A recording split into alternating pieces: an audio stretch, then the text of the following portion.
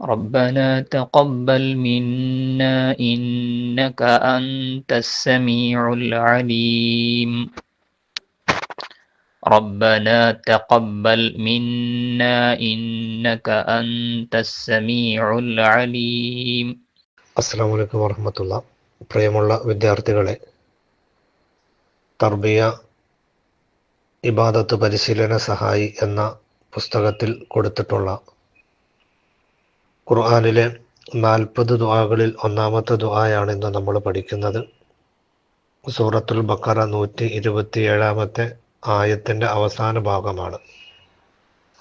വഇദ് യർഫഉ ഇബ്രാഹീമു എന്നാണ് ആയത്ത് തുടങ്ങുന്നത്. അവസാന ഭാഗത്താണ് മുകളിൽ കൊടുത്തിട്ടുള്ള ദുആ വരുന്നത്.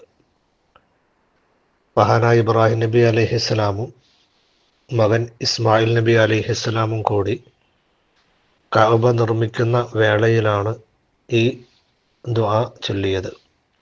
അവർ വലിയൊരു പുണ്യകർമ്മം ചെയ്യുകയാണ്. അള്ളാഹുവിൻ്റെ ഭവനം നിർമ്മിക്കുന്ന സമയത്തും അവരുടെ മനസ്സിലൊരാശങ്ക, ഇത് അള്ളാഹു താല ഏറ്റവും പുണ്യമായ പ്രവൃത്തിയാണെങ്കിലും അള്ളാഹു സ്വീകരിക്കുമോ എന്നൊരാശങ്ക അവർക്കുണ്ടായിരുന്നു.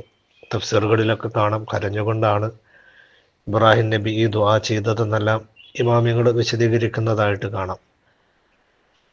അപ്പം അള്ളാഹുവിൻ്റെ ഭവനം കഅബ ശരീഫ് പണിയുന്ന വേളയിൽ പോലും അത് സ്വീകരിക്കുമോ എന്നൊരു വിനയത്തോടെയുള്ള ആശങ്ക ഇബ്രാഹിം നബിക്കുണ്ടായെങ്കിൽ നമ്മളൊക്കെ ചെയ്യുന്ന നിസ്കാരം, നോമ്പ്, മറ്റ് സൽക്കർമ്മങ്ങൾ അതൊക്കെ സ്വീകരിക്കുമോ ഇല്ലയോ എന്ന് നമുക്കൊരു ഉറപ്പില്ല.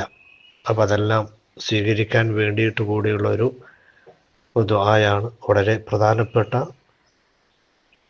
ദുആയാണ്. നിസ്കാര ശേഷവും യാസീൻ ഓതിയ ശേഷമൊക്കെ നമ്മൾ ദുആ ചെയ്യുമ്പോൾ അതിലെല്ലാം ഉൾപ്പെടുത്താൻ കഴിയുന്ന ഒരു ദുആ കൂടിയാണ്.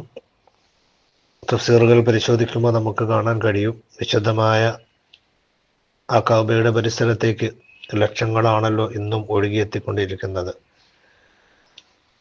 അപ്പം ഇബ്രാഹിം നബി പണിത ഭവനത്തിലേക്ക് ആളുകൾ ഇന്നും നിത്യമായി ഒഴുകിക്കൊണ്ടിരിക്കുന്നത് ഇബ്രാഹിം നബിയുടെ പ്രാർത്ഥന സ്വീകരിച്ചു എന്നതിൻ്റെ അടയാളമാണെന്നെല്ലാം ഇമാമുകൾ കിതാബുകളിൽ രേഖപ്പെടുത്തിയിട്ടുണ്ട്. അല്ലാഹു തആല തെറ്റില്ലാതെ ദുആ പഠിക്കുവാൻ, അത് ജീവിതത്തിൽ പകർത്തുവാൻ അല്ലാഹു തൗഫീഖ് നൽകി അനുഗ്രഹിക്കട്ടെ. ആമീൻ.